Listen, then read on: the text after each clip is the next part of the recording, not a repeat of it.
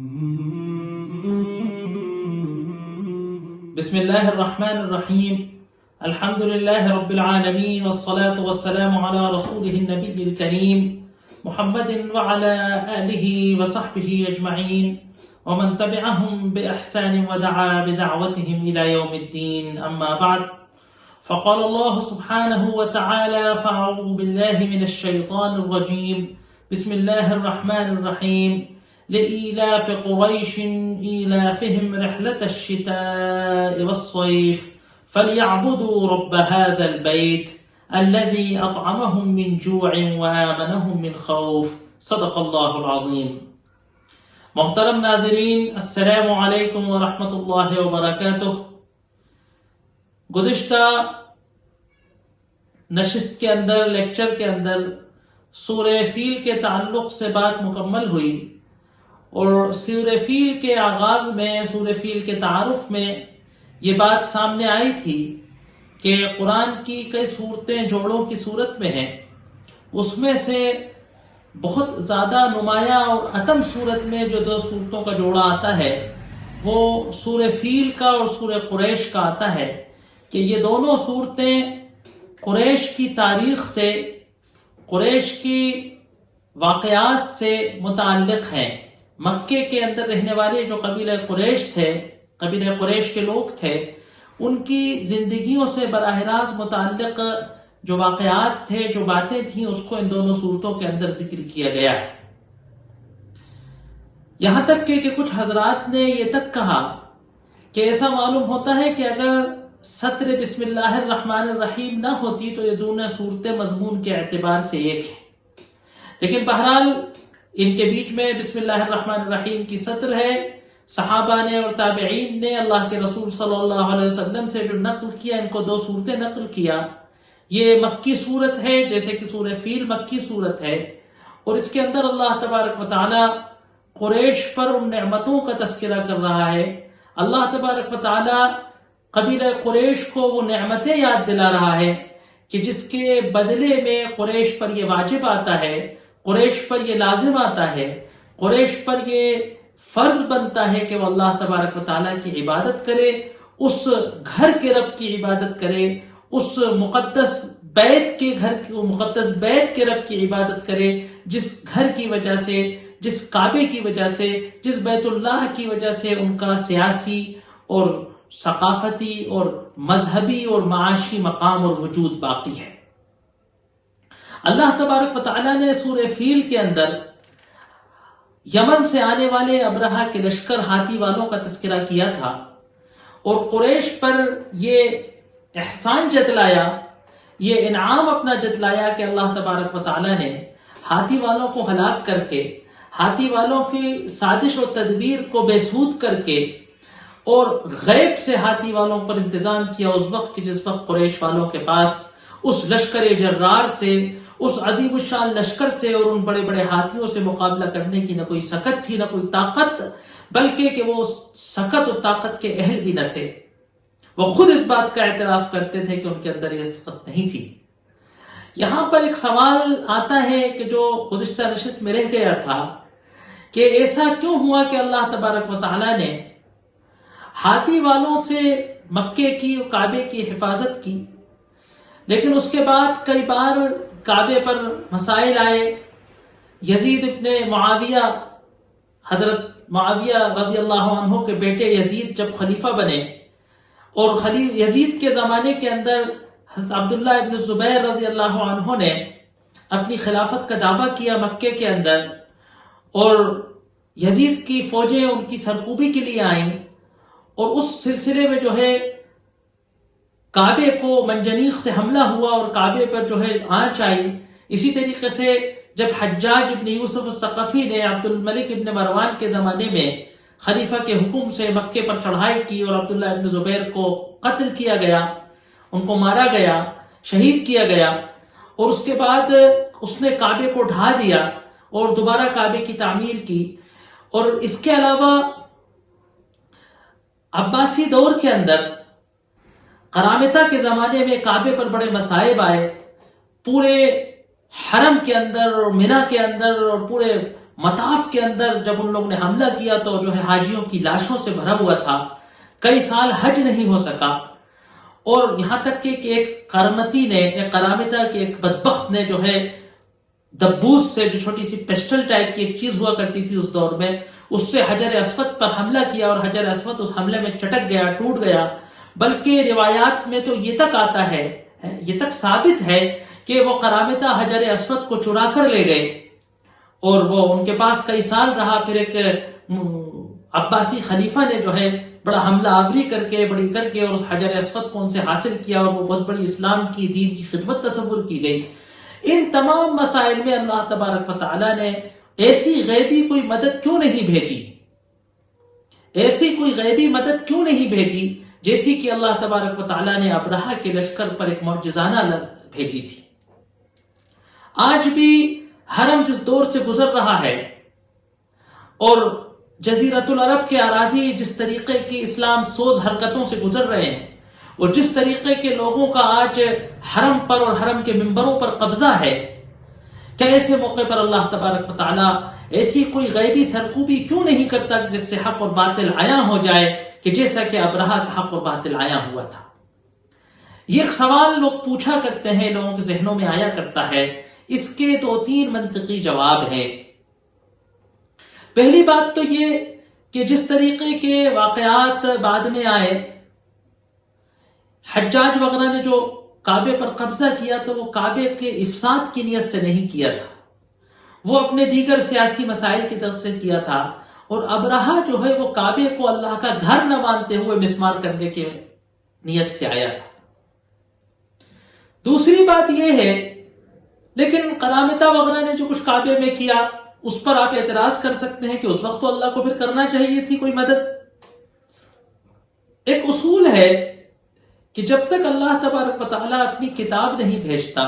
حجت نہیں تمام کرتا، تو کیونکہ اللہ تبارک و تعالیٰ نے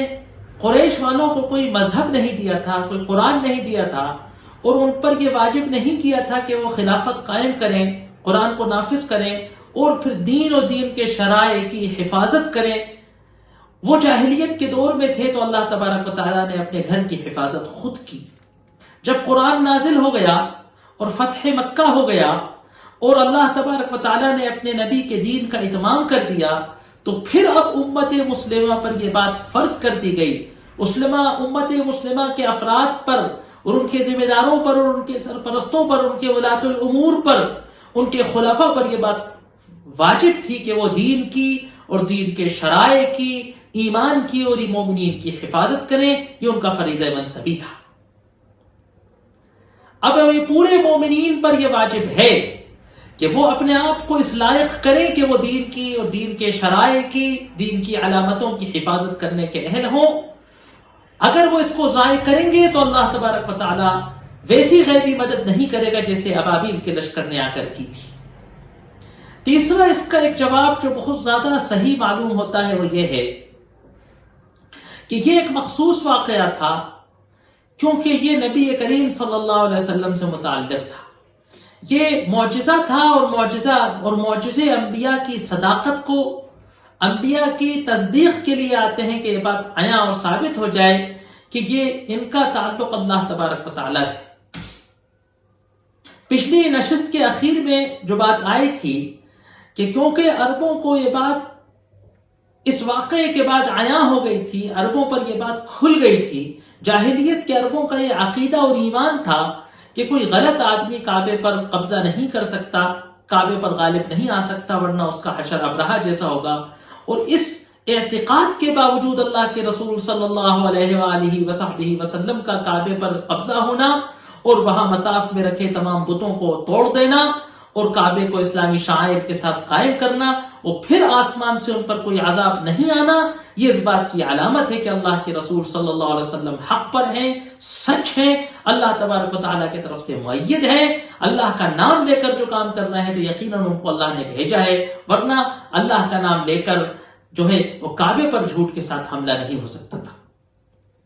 اس کے بعد اب یہ سورہ قریش آ رہی ہے کہ جس کے اندر اللہ تبارک و تعالیٰ نے سورہ قریش، قبیلہ قریش پر اپنے انعامات گنائے ہیں۔ اس کے اندر اللہ تبارک و تعالیٰ نے قریش پر 3 انعامات کا تذکرہ کیا ہے. ابھی انشاءاللہ سورت کا ترجمہ تو 4 آیتیں ہیں، مختصر سی بات ہے، لیکن اس کا پس منظر دیکھیے کہ اس میں 3 نعمتوں کا اللہ تبارک و تعالیٰ نے تذکرہ کیا. ایک تو ایلاف کا تذکرہ کیا ہے کہ جو قبیلہ قریش متحد ہوا. دوسرا تذکرہ اس میں رحلتي الشتاء والصيف کا ہے کہ جو سردی اور گرمی کے اندر وہ تجارت کے سفر کیا کرتے تھے. اور تیسرا تذکرہ جو ہے کہ وَآمَنَهُم مِّن خَوْف، کہ ان کو خوف سے جو ان کو امن نصیب ہوا تھا. بلکہ اگر دیکھا جائے تو یہاں 2 چیزیں ہیں کہ اطعمہم من جوع، کہ ایک جو ان کے اندر اتحاد ہوا، دوسرا جو ان کو اللہ تبارک و تعالیٰ نے ان کی معیشت کا انتظام کیا، ان کو بھوک سے بچایا. اور تیسری چیز جو کہی کہ آمنہم من خوف، کہ ان کو خوف کے عالم میں، خوف کے زمانے میں ان کو امن دیا. عجیب بات یہ ہے کہ اگر تھوڑی سی نگاہ ہم اسلام جس وقت آیا ہے، جس وقت قرآن نازل ہوا ہے، اس سے پہلے کی جو عربوں کی زندگی تھی، اس کی عربوں کی زندگی پر اگر ایک نگاہ ڈالیں، عربوں کے کلچر پر اگر ایک نگاہ ڈالیں، عربوں کی سیاسی، سماجی اور معاشی زندگی پر ایک نگاہ ڈالیں جزیرۃ العرب میں، تو ہمیں پتہ چلے گا کہ ریگستان میں، عرب کے اس ریگستان میں بسنے والے یہ عرب قبائل متفرق قبیلوں میں جیا کرتے تھے. اور سب سے بڑا چیلنج جو ان کے نزدیک تھا، ان کی زندگیوں میں جو سب سے بڑا چیلنج تھا، وہ 2 چیزوں کا تھا. ایک بھوک، جو سب سے بڑے 2 چیلنج تھے ان کے سامنے، بھوک، اور ایک چیلنج تھا خوف. کہ کوئی مرکزی حکومت نہیں تھی، کوئی بادشاہ نہیں تھا، کوئی عدالت نہیں تھی، کوئی قانون نہیں تھا، جنگل راج تھا. کچھ عرب روایات تھیں کہ جن کا پاس کیا جاتا تھا، لیکن خود مختار، خود آزاد، خانہ بدوش قبیلے ایک سردار کی ماتحت میں ہوتے تھے. ایک سردار کے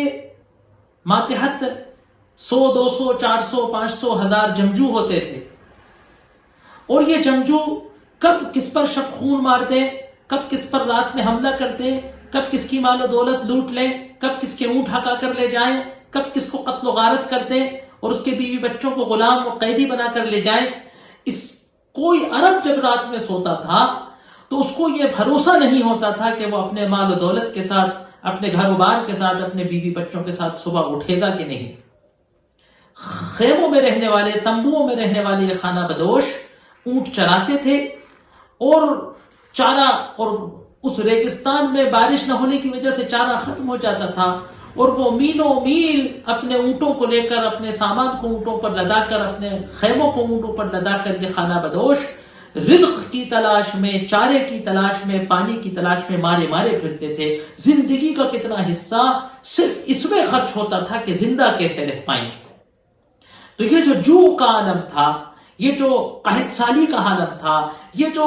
تلوار سے جان کی بازی لگا کر دوسرے سے چھین کر کھانا تھا، یہ جزیرۃ العرب کی نفسیات تھی. یہ وہاں کا ایک عام کلچر تھا. ہر عرب اس نفسیات سے گزرتا تھا. اس سائیکولوجی سے عرب کی جو ڈیولپ تھی سائیکولوجی، اس کا ایک حصہ تھا. اسی سے جڑا دوسری چیز تھی خوف، کہ بھوک اور خوف یہ دونوں جو ہے چولی دامن کا ساتھ تھا. کب کون آ کر حملہ کر دے، مارے جائیں، چھین لیے جائیں، لٹ جائیں، کب امیر و لکھپتی بھٹیوں پر آ جائے، بھیک مانگنے کی نوبت میں آ جائے، کب جو ہے اہل و عیال والا بے سہارا، بے یار و مددگار ہو جائے، کب کون جوان و توانا زخمی ہو کر اپاہج ہو جائے، کچھ ان کو اس بات کا بھروسہ نہیں ہوا کرتا تھا. اس سلسلے میں اللہ تبارک و تعالیٰ قبیلہ قریش پر یہ احسان جتلا رہا ہے کہ اس خوف و ہراس کے جنگل میں، اس خوف و ہراس کے بے کلا ریگستانی سمندر کے اندر ہم نے تمہیں امن دیا، اور اس جوع کی حالت میں، اس بھوک کی حالت میں، اس چھین کے کھانے کی نوبت والے زمانے میں ہم نے تم کو رزق کا سامان کیا. اور یہ دونوں سامان کیوں ہوئے؟ اس کعبے کی وجہ سے، اس بیت اللہ کی وجہ سے، اس بیت اللہ کی نسبت کی وجہ سے تم کو یہ بھوک تم کو بھوک کے عالم میں رزق کی وسعت کشادگی میں میسر ہوئی، اور امن، اس خوف کے زمانے میں تمہیں امن میسر ہوا اس کعبے کی وجہ سے۔ اب اس سلسلے پر تھوڑا تاریخی پس منظر ہمارے سامنے ہونا چاہیے۔ جن حضرات نے سیرت کو بہت گہرائی سے سیرت کا مطالعہ نہیں کیا ہے، یا عرب کلچر پر یا عرب تاریخ پر جن کی نگاہ نہیں ہے، ان کو سمجھنے کے لیے تھوڑے سے اس کے پس منظر کو جاننا ضروری ہوگا۔ کہ دیکھیے، جیسا کہ ہم نے بتایا کہ عرب کی زندگی بڑی منتشر زندگی تھی، خانہ بدوش قبیلے آپس میں ایک دوسرے پر سر پیکار جنگ کرتے رہتے تھے۔ اس پورے ماحول میں اللہ تبارک و تعالیٰ نے قریش کو پر ایک تو احسان یہ کیا کہ قریش مکے میں پرماننٹ مقیم تھے، تو وہ شہری زندگی گزار رہے تھے، وہ اپنے خیمے لے کر خانہ بدوشی کی زندگی، مارا ماری کی زندگی، اور اپنے بچوں کو لے کر پانی اور چارے کی تلاش کی زندگی سے وہ آزاد تھے۔ پہلا پوائنٹ تو کیا تھا کہ زمزم کا پانی انہیں میسر تھا، معجزے کا پانی تھا۔ اللہ تبارک و تعالیٰ نے اس چشمے میں ایسی برکت رکھی تھی کہ حضرت ابراہیم علیہ السلام جس وقت حضرت اسماعیل کو اپنی ماں کے ساتھ، اپنی بیوی ہاجر کے ساتھ چھوڑ کر آئے تھے، اس دن سے لے کر آج تک یہ چشمہ لاکھوں لوگوں کی پیاس کو بجھاتا ہے، لاکھوں لوگوں کو سیراب کرتا ہے۔ یہ اللہ تبارک و تعالیٰ کے گھر کا ایک عجیب معجزہ ہے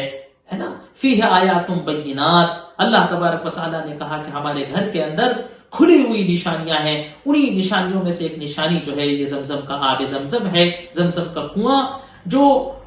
جس نے قریش کو پانی کی تلاش سے، جس نے قریش کو پانی کے لیے ریگستانوں میں مارے مارے پھرنے سے بچائے ہوا تھا۔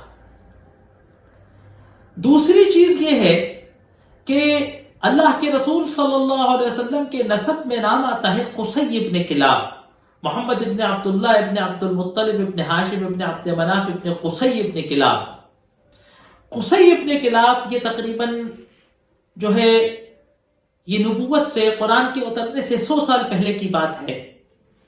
کہ قصی ابن کلاب کو اللہ نے بڑی ذہانت عطا کی تھی، اور قصی نے کیا کیا کہ قریش کے قبیلوں کو، جیسے کہ ہم جانتے ہیں کہ قریش 11 قبیلوں پر مشتمل ہے، جس میں بنی ہاشم ہے، اللہ کے رسول صلی اللہ علیہ وسلم کا قبیلہ، بنی امیہ ہے نا، بنی مخزوم ہے، خزاعہ ہے نا، اور بنی زہرہ ہے، مختلف 11 قبیلے ہیں، ان سے قریش بنا ہوا ہے۔ ان قبیلوں کے جو اصل فصل تھا، جہاں قصی ابن کلاب پر جا کر یہ ملتے تھے، تو یہ مالک ابن نزار ہے نا، تو یہ مدری قبیلہ ہے۔ مدر کے 11 قبیلوں کو اکٹھا کر ہے نا، مدر کے مختلف 11 قبیلوں کو اکٹھا کر کے قصی ابن کلاب نے قریش کو تشکیل دیا، اور یہ قریش عربوں کا سب سے معزز، اسماعیلی عربوں میں بنی اسماعیل کا سب سے معزز قبیلہ قریش مانا گیا، اور قریش کا سب سے معزز فرع، سب سے معزز شاخ بنی ہاشم مانی گئی، جس میں سے سرور کائنات محمد صلی اللہ علیہ وسلم کا تعلق ہے۔ تو قصی ابن کلاب نے مکے کے ارد گرد ریگستان میں رہنے والے قبیلوں کو متحد کر کے مکے کے اندر بسایا، اور ان کے رہنے کے لیے اصول و ضوابط کو طے کیا، اور مختلف قبیلوں کو مختلف کام کاج پر متحد کیا، اور اپنا مقصد بنایا کہ ہم کعبے کا جوار کریں گے، کعبے کے مجاور بنیں گے، کعبے کی خدمت کریں گے، اور کعبے کی طرف آنے والے حاجیوں کی خدمت کریں گے۔ اس مقصد سے قصی ابن کلاب نے جو ہے وہ قریش کو جمع کیا، اور ایک عجیب و غریب وہاں جو ہے جس کو ڈیموکریسی کہا جاتا ہے، اس قسم کا ایک نظام بنایا گیا، اور دار الندوہ قائم کیا گیا۔ ندوہ کہتے ہیں اکٹھے ہونے کی جگہ، اور دار الندوہ جو ہے وہ قصی ابن کلاب کے گھر کو آخر میں قریش والوں نے بطور دار الندوہ جو ہے وہ اپنی پارلیمنٹ ہاؤس کی طرح بنایا، اور وہاں جو ہے اتفاق رائے سے، مشورے سے وہاں تمام معاملات کو ان 11 قبیلوں کے درمیان طے کرنے کی بات بنائی گئی، یہاں تک کہ قبیلے بالکل ایک بن کر قریش بن گئے۔ لفظ قریش کے بارے میں عربی زبان میں تھوڑا سا اختلاف ہے لغویوں کی یہاں۔ بعض حضرات نے کہا کہ یہ قرش سے بنا ہے، سمندر کے اندر ایک مچھلی ہے، ویل مچھلی وغیرہ جیسی بہت بڑی مچھلی، جس کو جو ہے عربی زبان میں قرش کہا جاتا ہے نا، تو سمکۃ القرش کہا جاتا ہے، اس سے بنا ہے قریش، کیونکہ وہ بہت بڑی ہوتی ہے اور وہ دوسرے مچھلیوں کا شکار کرتی ہے، لیکن کوئی مچھلی اس کا شکار نہیں کر سکتی. وہ بلند رہتی ہے، اس پر کوئی بلند نہیں ہوتا، اس کا سائز بہت بڑا ہوتا ہے. تو اس لیے کیونکہ یہ قریش کا سب سے بڑا یہ عربوں کا سب سے بڑا قبیلہ ہو گیا، اور اس پر کوئی بلند نہیں ہوتا، یہ سب پر بالا دست ہوتا ہے، اس کا کوئی شکار نہیں کرتا، یہ چاہے تو کسی کا شکار کر سکتا ہے. تو قریش ایک ہے کہ یہ قرش قراش سے بنا ہے، یعنی اکٹھے ہونے سے. تو کیونکہ قصی ابن کلاب نے مختلف مضر کے 11 قبیلوں کو اکٹھا کر کے ایک قبیلہ بنایا تھا، اس میں ایک بڑا اتحاد قائم کیا تھا، تو اس کو الف کہتے ہیں، اتحاد. تو اللہ نے کہا لإیلاف قریش، قریش کے اس اتحاد کو یاد کرو، اس اتحاد پر اللہ تبارک و تعالیٰ کا شکر کرو کہ جس کی بنیاد پر تم قریش بنے اور تمہیں وہ طاقت، وہ عزت، وہ مقام اور وہ مرکزیت حاصل ہوئی کہ جس کی وجہ سے تم عربوں میں سب سے بڑے سیاسی و دینی اقتدار کے حامل ہو گئے. دوسری بات قصی ابن کلاب نے کیا کی کہ دیکھیے مکے کا جو نقشہ تھا، مکہ چاروں طرف سے پہاڑوں سے گھرا ہوا ہے، وہاں پر نہ تو کھیتی کی جگہ ہے کہ جس طریقے سے دیکھیے طائف بھی ایک شہر تھا، طائف کے لوگ جو تھے وہ بھی جو ہے شہری زندگی جیتے تھے، وہ خانہ بدوش نہیں تھے. اسی طریقے سے جو یثرب شہر تھا جو بعد میں مدینہ بنا، مدینہ منورہ نبی کریم صلی اللہ علیہ وآلہ وصحبہ وسلم کی ہجرت کے بعد، تو وہاں اس کے ارد گرد کھیتیاں تھیں، کھجور کے باغات تھے، انصار کے باغ ہوتے تھے. تو نہ تو مکے کے ارد گرد کھیتی کی زمین تھی، یہ بیابان جنگل، یہ بیابان ریگستان تھا ان پہاڑوں کے ارد گرد، تو نہ تو وہ قریش کھیتی کر سکتے تھے، اور نہ یہاں اتنی وسعت تھی ارد گرد میں یہاں پر حاجی حج کیا کرتے تھے کہ قریش دیگر عربوں کے خانہ بدوش قبیلوں کی طرح مویشی پال سکے. مویشی ان کے یہاں ہوتے تھے لیکن اپنی ضرورت پوری کرنے کے لیے، ہے نا، اپنی مال و دولت کے اعتبار سے، لیکن ایسے ذریعہ معاش جو ہے سارے لوگ مویشی پالیں اور دور دور تک ارد گرد جو ہے چراگاہوں میں مویشی چرائے جائیں. اور ظاہر سی بات ہے جب مکے کے آس پاس کی چراگاہوں میں سے چارہ ختم ہو جائے گا تو پھر کہاں جائیں گے ان مویشی کو لے کر، اور اگر مویشیوں کو دور دراز لے جائیں گے تو خود تو مکے کے مقیم ہیں، کعبے کے مجاور ہیں، کہاں جائیں. تو قصی ابن کلاب جو بڑا ذہین آدمی تھا، بڑا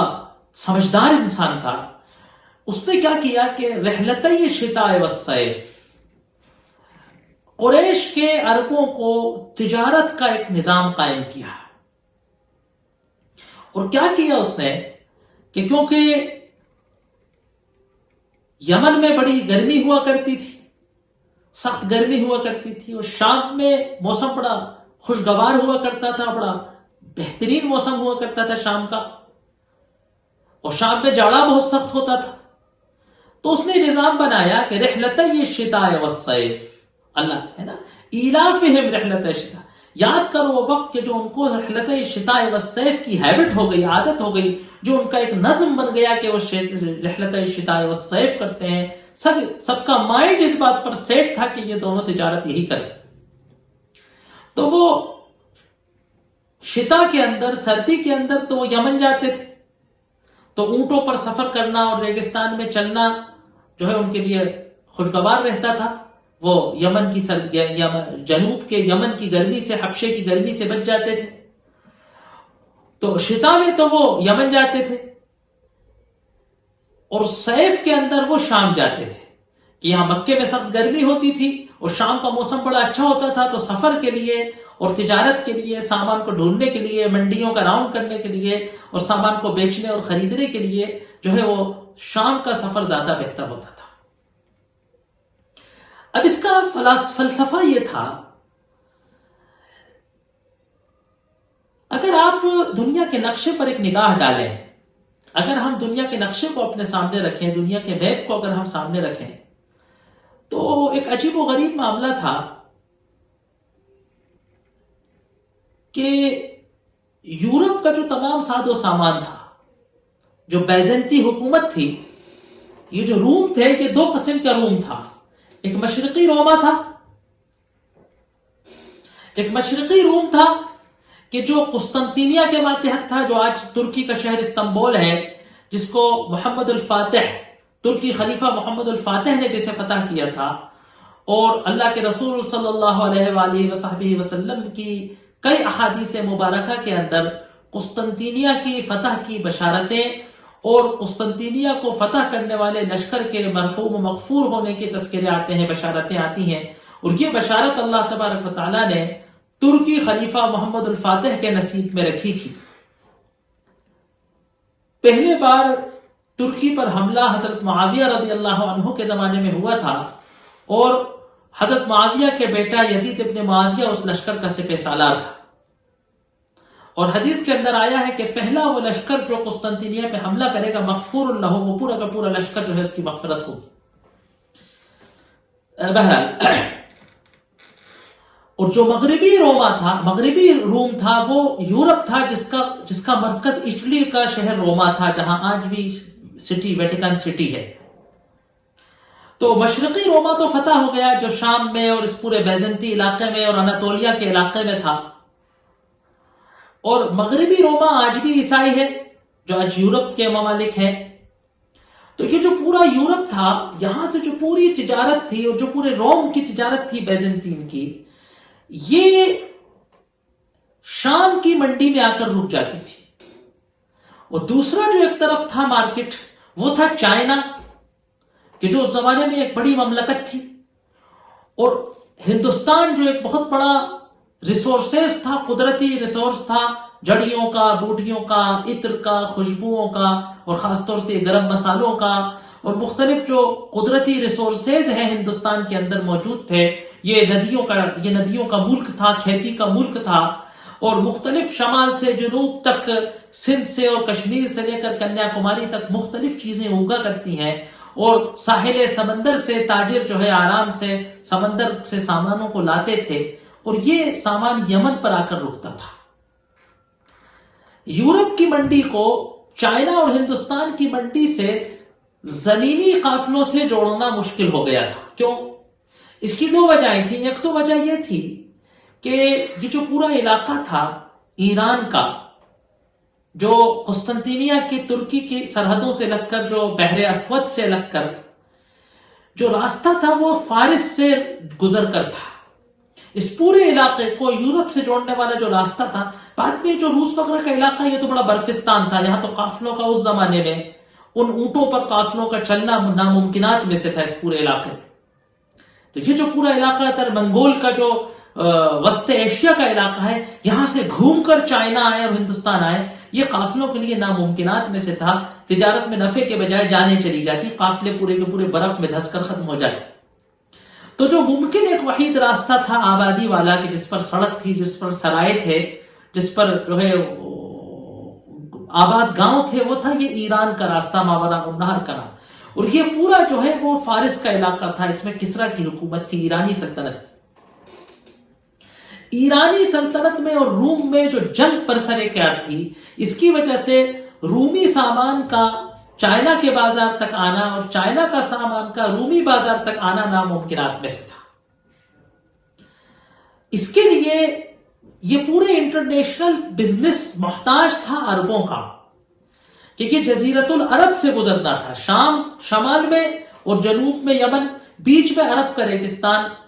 پریشانی کی بات یہ تھی کہ یہاں کوئی ایسی مرکزی حکومت نہیں تھی، کوئی ایسا یہاں بادشاہ نہیں تھا کہ جس سے یمن کے بادشاہ اور روم کے بادشاہ معاہدہ کر لیں،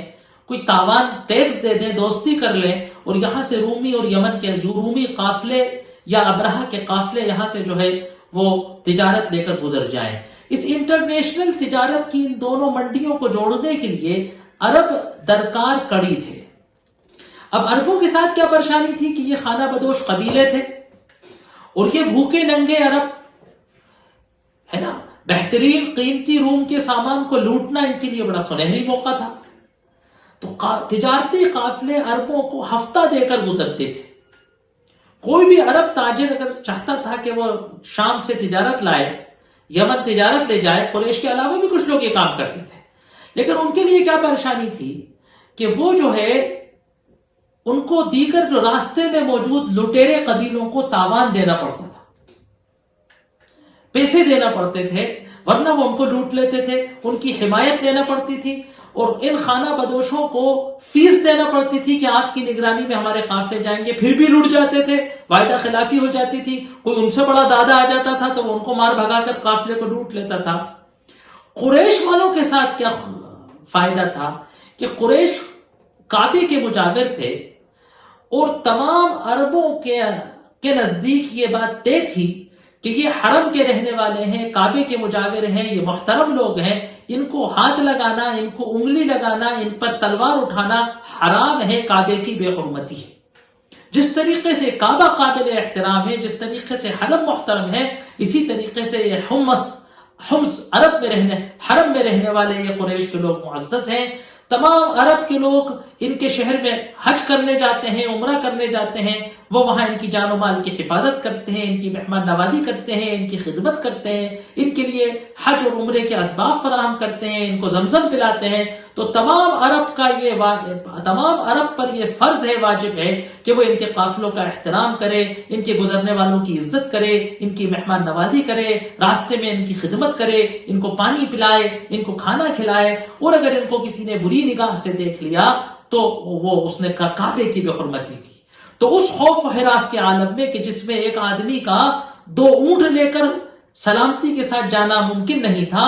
بڑے بڑے روم اور ایران کے اور کسرا اور قیصر کے بادشاہوں کے قافلوں کا یہاں زندہ گزرنا ناممکن تھا، قریش کے قافلے شام و یمن کے درمیان دناتے مال و دولت کو لے کر، سونا اور چاندی لے کر، مال و اسباب لے کر، قیمتی سود و سامان لے کر پورے عرب میں دناتے پھرتے تھے، اور یہ فائدہ ان کو جو حاصل ہوا تھا صرف اس کعبے کی وجہ سے کہ جس کے وہ مجاور تھے۔ اللہ تبارک و تعالیٰ کہہ رہے کہ حق ہے قریش والوں کا، واجب ہے قریش والوں پر یہ بات کہ وہ اس کعبے کا حق ادا کریں اور اللہ کی عبادت کریں۔ انشاءاللہ مختصر طور پر سورت کی تشریح و تفسیر کرنے کی کوشش کی جائے گی۔ وآخر دعوانا ان الحمدللہ رب العالمین۔